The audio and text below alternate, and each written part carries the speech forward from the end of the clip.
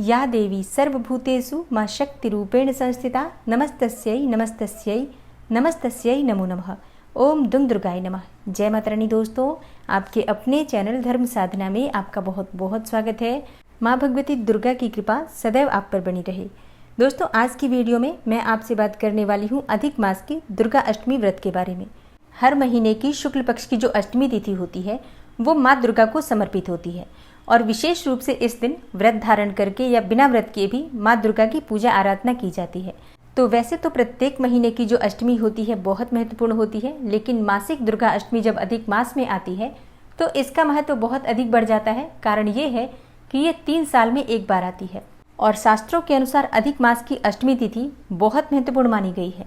इसलिए अगर आप व्रत धारण करते हैं अत्यंत ही श्रेष्ठ है, लेकिन अगर आप व्रत नहीं कर पाते हैं किसी भी कारणवश तो भी आज के दिन आपको विधि विधान से माँ दुर्गा की पूजा आराधना करनी चाहिए, मंत्रों का जप करना चाहिए और माँ को लाल पुष्प अवश्य अर्पित करने चाहिए। और हाँ, आज की वीडियो में जो उपाय मैं आपसे शेयर करने जा रही हूँ, इस उपाय को अगर आप व्रत करते हैं तो भी कर सकते हैं, व्रत नहीं करते हैं तो भी आपको ज़रूर करना चाहिए। तो वीडियो आज की बहुत महत्वपूर्ण है, इसलिए पूरा ज़रूर देखिए और अच्छी लगे तो इसे लाइक कीजिए, शेयर कीजिए। चैनल पर पहली बार आए हैं तो सब्सक्राइब करके बेल आइकन को ज़रूर प्रेस कर लीजिए। इससे ये होगा कि इस चैनल पर जो भी नई वीडियो अपलोड होंगी उनकी नोटिफिकेशन आपको सही समय पर प्राप्त होगी। तो सबसे पहले जानते हैं कि अष्टमी तिथि कब है। तो देखिए, अष्टमी तिथि प्रारंभ हो रही है 25 जुलाई को दोपहर में 3:09 पर और समाप्त होगी 26 जुलाई को दोपहर में 3:53 पर। तो ऐसे में सूर्योदय कालीन तिथि के अनुसार ही अष्टमी तिथि का व्रत रखा जाता है। 26 जुलाई को माँ दुर्गा की पूजा आराधना की जाएगी, अष्टमी तिथि का व्रत रखा जाएगा। तो मासिक दुर्गा अष्टमी का व्रत रखा जाएगा बुधवार के दिन 26 जुलाई को। अब जब बुधवार के दिन अष्टमी तिथि आती है तो इसका महत्व बहुत बढ़ जाता है, क्योंकि बुधवार के दिन माँ दुर्गा और भगवान गणेश की पूजा करने से हर प्रकार की विघ्न बाधा भी दूर होती है और हर प्रकार की कामना भी पूर्ण होती है। और इस विषय पर मैं पहले वीडियो दे चुकी हूँ कि बुधवार के दिन भगवान गणेश और माँ दुर्गा की संयुक्त रूप से पूजा करने से हर प्रकार की परेशानी दूर होती है और किसी भी प्रकार की दुर्लभ से दुर्लभ मनोकामना भी हो तो पूर्ण हो जाती है। वीडियो अगर आपने नहीं देखा है तो ज़रूर देखिएगा। और अब बात करते हैं दुर्गा अष्टमी व्रत के नियम और पूजा विधि के बारे में। तो देखिए, अगर आप दुर्गा अष्टमी का व्रत धारण करते हैं या फिर बिना व्रत किए भी माँ दुर्गा की पूजा आराधना करना चाहते हैं तो सुबह जल्दी उठ जाइए, सूर्योदय से पहले उठकर स्नान कर लीजिए। और हाँ, साफ स्वच्छ वस्त्र धारण करना है, लेकिन आज के दिन प्रयास कीजिए लाल रंग के वस्त्र धारण करें, क्योंकि माँ दुर्गा का प्रिय रंग होता है लाल रंग। इसलिए आज के दिन पूरा प्रयास करना चाहिए कि लाल रंग के वस्त्र धारण करके माँ दुर्गा की पूजा आराधना करें। तो स्नान करके सबसे पहले सूर्यदेव को जल अर्पित कर दीजिए, फिर अपने घर के मंदिर में आ जाइए। अब जिस प्रकार से आप प्रतिदिन नित्य की पूजा करते हैं, नियमित पूजा करते हैं, पहले आप नित्य पूजा कर लीजिए, फिर माँ दुर्गा की विशेष पूजा आपको करनी है। तो आप चाहे तो अलग से चौकी लगाकर भी पूजा कर सकते हैं या फिर घर के मंदिर में जहाँ पर माँ दुर्गा विराजित हैं वहीं पर उनकी पूजा कर सकते हैं।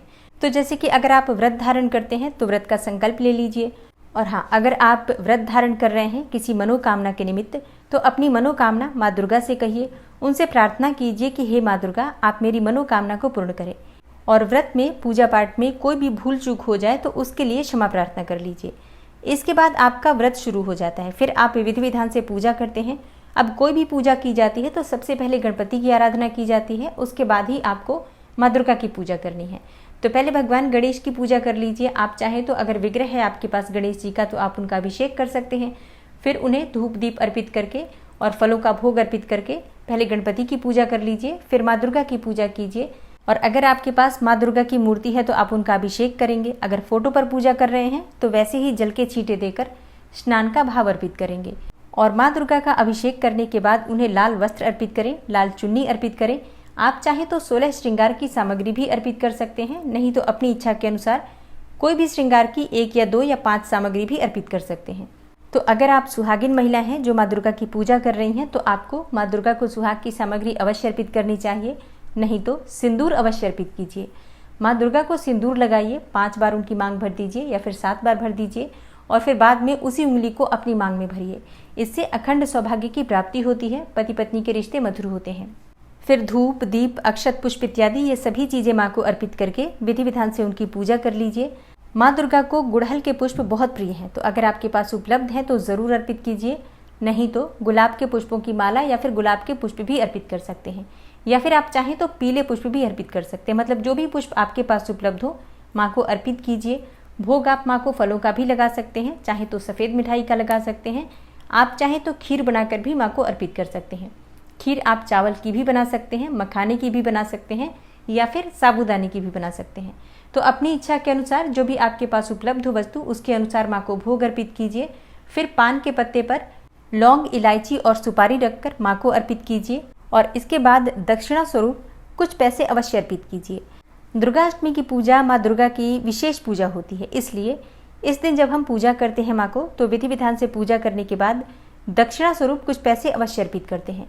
और बाद में ये जो पैसे हैं जो आपने दक्षिणा में अर्पित किए हैं ये आप किसी कन्या को दान कर सकते हैं, या घर के आसपास कोई देवी मंदिर हो तो वहाँ पर भी दान कर सकते हैं, जैसी भी सुविधा उपलब्ध हो, लेकिन ये पैसे दान ही किए जाते हैं। और हाँ, इसके बाद आपको माँ के सामने बैठकर मंत्र जप करना है। तो अपनी इच्छा के अनुसार आप किसी भी मंत्र का जप कर सकते हैं। मतलब आप चाहें तो दुर्गा चालीसा का पाठ कर सकते हैं, आज आप दुर्गा सप्तशती का भी पाठ कर सकते हैं, पूरी दुर्गा सप्तशती का पाठ कर सकते हैं, या फिर सिर्फ चतुर्थ अध्याय का पाठ भी कर सकते हैं। और एक और चीज़ का आपको ध्यान रखना है, ऐसा नहीं है कि सिर्फ बाद में ही बैठकर आप जप करेंगे, आपको पूजा करते समय भी माँ के किसी न किसी मंत्र का जप करते रहना है।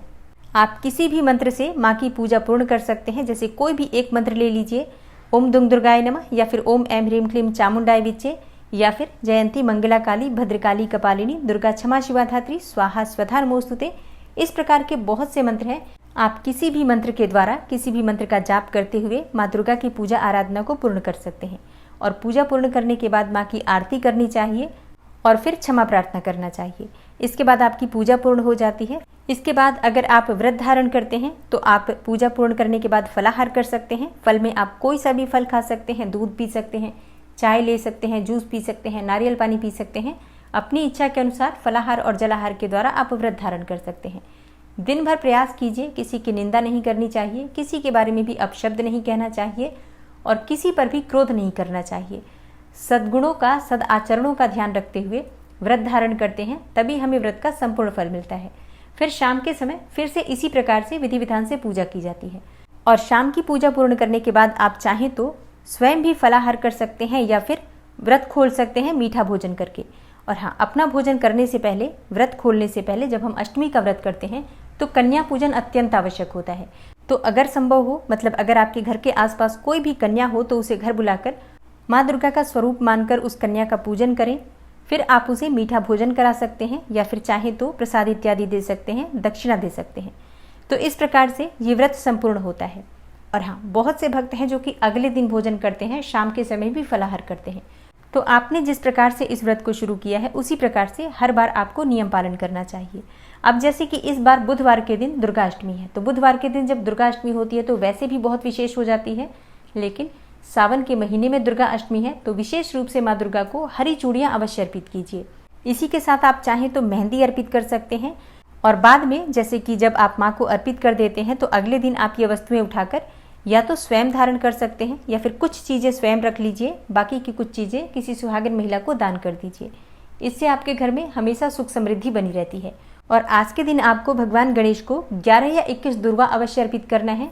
और घर के आसपास अगर शिवालय है तो शिवालय में जाकर भगवान शिव का विधि विधान से पूजन करके उनके ऊपर आपको साबुत हरी मूंग अर्पित करनी है। आज के दिन शिवलिंग पर अगर आप हरी मूंग अर्पित करते हैं तो आर्थिक तंगी से छुटकारा मिलेगा, कर्ज से मुक्ति मिलती है और बीमारियों से मुक्ति मिलती है, स्मरण शक्ति बढ़ती है और संतान प्राप्ति में आ रही बाधाएं भी दूर होती हैं। और हाँ, हरी मूंग आज के दिन अगर आप गाय को खिलाते हैं तो इससे भी आपके घर में सुख समृद्धि का आगमन होता है।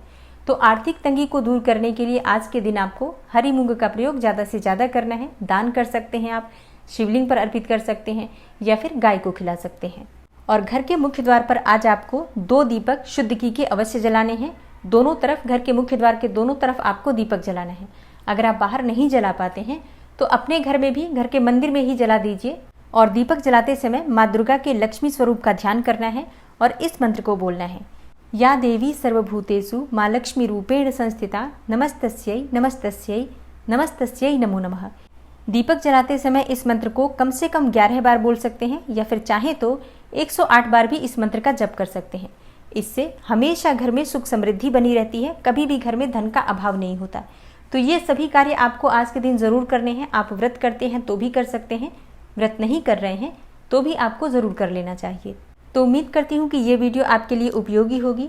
और हाँ, अगर आप अभी तक शिव पुराण की कथाएं नहीं सुन पा रहे हैं तो इस चैनल पर प्रतिदिन शिव पुराण की कथा की वीडियो सुबह 7 बजे अपलोड हो जाती है। आप लोग कभी भी उसे सुन सकते हैं, पूरे दिन में कभी भी सुन सकते हैं। और अगर आप शुरू से सुनना चाहते हैं तो चैनल पर प्लेलिस्ट बनी हुई है, तो आप चाहें तो प्लेलिस्ट से सारी वीडियो देख सकते हैं। मिलती हूँ मैं आपसे अगली वीडियो में, तब तक के लिए नमस्कार।